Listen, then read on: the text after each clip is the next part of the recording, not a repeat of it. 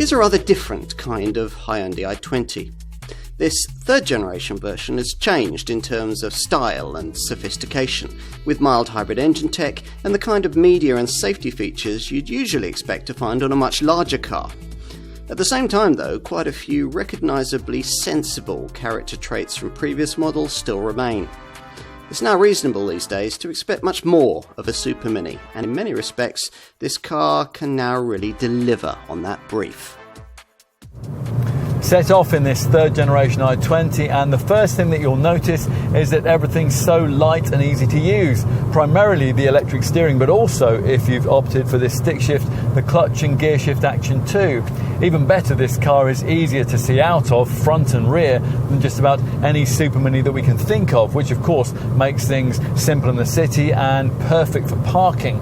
On top of that, the willing little 1 litre T-GDi petrol unit you have to have in the mainstream versions of this model goes about its business with plenty of pulling power and a cheerful 3-cylinder thrum, all of which would certainly endear this car to the kind of elderly or early driver customers who often chose previous generation i20s. But this Hyundai needs a broader range of talents than that if it's going to increase its share of the small hatch segment. So its carryover chassis has been stiffened, drive modes have been added, and the core 1 litre engine, which is offered in 100 PS and 120 PS forms, has been given electrified mild hybrid tech. That's supposed to deliver slight mid-range overtaking boost. To be frank, the benefits of this added 48-volt technology are difficult to discern both on the move and on the balance sheet. This 100 PS unit's WLTP returns 55.4 mpg and 115 grams per kilometre aren't that much improved from before, and some of the improvement that has been delivered may actually be coming from the new i20 intelligent manual transmission, which decouples the engine from the gearbox after the driver releases the accelerator. That allows the car to coast for greater economy. A 7DCT automatic is available as an alternative. Hyundai now offers also the wild i20N hot hatch version of this model, which has a range of crackerjack drive modes and uses a 1.6 litre 4-cylinder turbo petrol unit that's capable of 62 in just 6.7 seconds on the way to 143 miles an hour. You can imagine an owner of a more typical i20 feeling all that sort of thing is rather silly though, but it does at least prove that Hyundai is serious about more sophisticated engineering for this i20. A decent step forward has certainly been made in that regard with this third generation model. Hyundai is clearly on a mission to banish dull design from its product portfolio. We've already seen that in recent times from the Tucson and the Ioniq 5, and the point is emphasised here again by a third generation i20 which looks nothing like either of its predecessors and is all the better for it. Particularly here in profile, a perspective which delivers this wedge-shaped look, complete with slashes, contrasting colour, and this rather unique swept-up design around the C and D pillars. The front end too is all about angles and attitude. The black grille is a great deal more overt than before, and on most variants it now gets flanked by these piercing LED headlights with upper sections framed by tick-shaped daytime running light strips. Arguably even more interesting is the rear end treatment, which features these claw-shaped lamps that are LED illuminated on most models, and they come connected by this central strip that aims to emphasise the bodywork's 30mm increase in width. So, time to see how adventurous Hyundai's been with the design inside the cabin.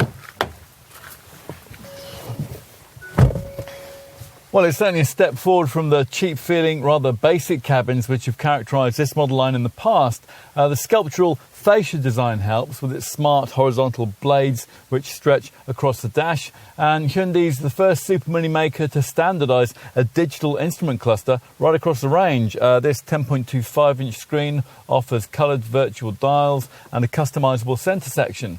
The centre console display it's paired with will be either 8 inches or, as in this case, 10.25 inches in size, depending on the trim level you've selected.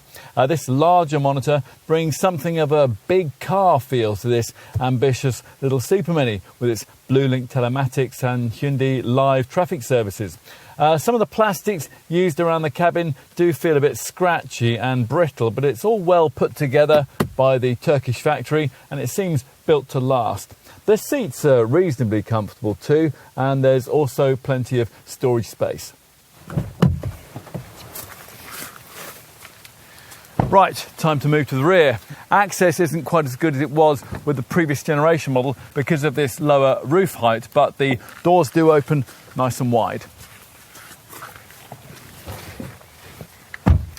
Once inside, you'll find that this Hyundai has as much rear seat space for legs and knees as you could reasonably expect in this class. Headroom isn't quite so noteworthy, that's thanks to the tapering rear roofline, but the wider exterior that we referenced earlier on and the relatively low central transmission tunnel now means it's a bit more realistic to take a trio of passengers back here if you absolutely had to, although this raised central cushion won't do much for the comfort of the unfortunate middle occupant.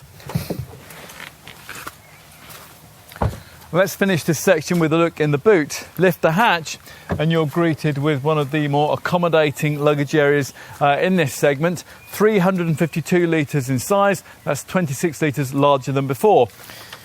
One day a supermini maker will offer the flexibility of either a ski hatch or a 40-20-40 seatback split, but that day hasn't yet come, so there's just this conventional 60-40 split backrest, and that lowers to reveal an 1165 litre total capacity. There's something old and something new here. Some of the old virtues that have always characterised Hyundai's products remain, some welcome, some not so much. In the plus column come strong equipment levels, build quality and the kind of almost unimpeachable reliability which allows the brand to offer what arguably is a class-leading warranty. Perhaps a bit less welcome is the relative lack of engagement that you get at the wheel in the mainstream variants. The Koreans still have a little way to go to match class-leading Ford and VW Group Superminis in that regard, although the crackerjack dynamics of the flagship i20N hot hatch show that Hyundai can deliver handling excellence when it chooses to. As for the new stuff, well, again, some things are welcome, some not so much. Welcome is the sharper and more dynamic styling, makes this the first design in this model line with true pavement presence and aesthetic showroom appeal. The improved standards of safety and media connectivity also fall into that plus column. And it's no mean achievement to be first in segment with the standard fitment across the range of mild hybrid engine tech and a digitalised instrument binnacle screen. We are less impressed by the significant price increase that all that technology brings with it, although keen finance deals and strong residuals will still leave this car looking reasonable value on finance or when you take whole life costs into account. Ultimately, one statistic tells you a lot about this i20. 88% of existing owners buy another, a figure almost double that of typical rivals in the segment. Evidently then, people like it once they've tried it. And after living with one, you can see why. Certainly it's hard to think of a supermini which would be easier to fit into your life than this one. Few others are more practical, better built, or as easy to drive. Of course, as we've been saying, this third generation i20, although it's vastly improved, is still far from being perfect, and your choices under the bonnet are rather limited. Really, there does need to be more than just that single 1-litre mainstream engine with its two outputs. We would have liked to have seen the option, for example, of the full hybrid power plant that Hyundai offers in the Kona small SUV. Overall, though, there really aren't too many cars in this class that make much more sense when you add together all the really important attributes that families look for from a supermini in this segment. And these are, after all, times that, more than ever, call for sensible decisions. Like purchase of an i20? Well, if you are target market for this car and you trouble yourself to get to know it a bit, it's quite possible that you might well think so.